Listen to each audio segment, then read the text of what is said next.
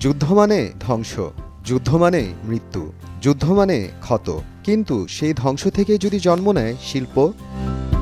ঠিক এমনই এক ঘটনা ঘটেছে লেবাননের রেমহালা গ্রামে। এখানে গড়ে তোলা হয়েছে ব্যতিক্রমী এক জাদুঘর। সেই জাদুঘরে রাখা যুদ্ধের স্মৃতি, তবে বন্দুক বা বোমা নয়, বরং শিল্পকর্ম, যেগুলো তৈরি করা হয়েছে যুদ্ধে ব্যবহৃত গোলার টুকরো দিয়ে।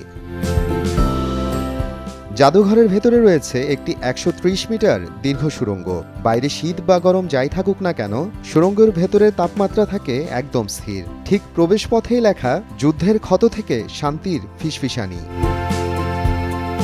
ভেতরে গেলে নজরে পড়ে বিমান বিধ্বংসী গুলি, যদিও তা বদলে দেওয়া হয়েছে দুটি মানুষের ভাস্কর্যে। আরও আছে ট্যাঙ্কের গোলা, সেগুলো এখন খেলতে থাকা শিশুর প্রতিমূর্তি। এই ধ্বংসাত্মক জিনিসগুলো চার্লস জোসেফ নাসারের হাতে হয়ে উঠেছে মনোমুগ্ধকর শিল্প। كنا نلعب بأيام الحرب اللي اجت علينا بالخرطوش والرصاص والشظايا। আমরা যুদ্ধের সময় খেলতাম, চারপাশে থাকতো কার্তুজ, গুলি আর শ্র্যাপনেল। সেই স্মৃতি থেকেই আমি কাজ শুরু করি। এই যে ব্রেসলেটটি দেখছেন, এটাও সেই সময়ের তৈরি। এরকম আরো অনেক কাজ আছে আমার। শিল্প প্রদর্শনী করতাম আমি, সেগুলো বিক্রি করতাম। সত্যি কথা বলতে, শিল্পই তখন ছিল আমার একমাত্র আশ্রয়। এই জায়গা ছেড়ে যাওয়ার সময় মনে তৈরি হয়েছিল এক গভীর ক্ষত। সেই ক্ষতটাই পাল্টে দেয় আমার জীবন।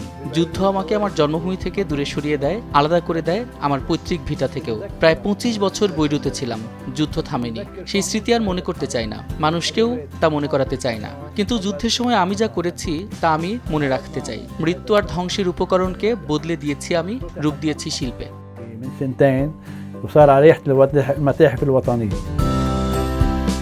শৈশবে যুদ্ধ দেখেছেন তিনি, খেলেছেন কার্তুজ আর শ্র্যাপনেল নিয়ে। সেই দুঃসহ স্মৃতি তাকে প্রেরণা দিয়েছে এমন ব্যতিক্রমী জাদুঘর তৈরির জন্য। ২০২৪ সালে লেবাননের সংস্কৃতি মন্ত্রণালয় সাজায়া জাদুঘরকে জাতীয় জাদুঘরের স্বীকৃতি দেয়। মোহাম্মদ আফরানুল ইসলাম, সময় সংবাদ।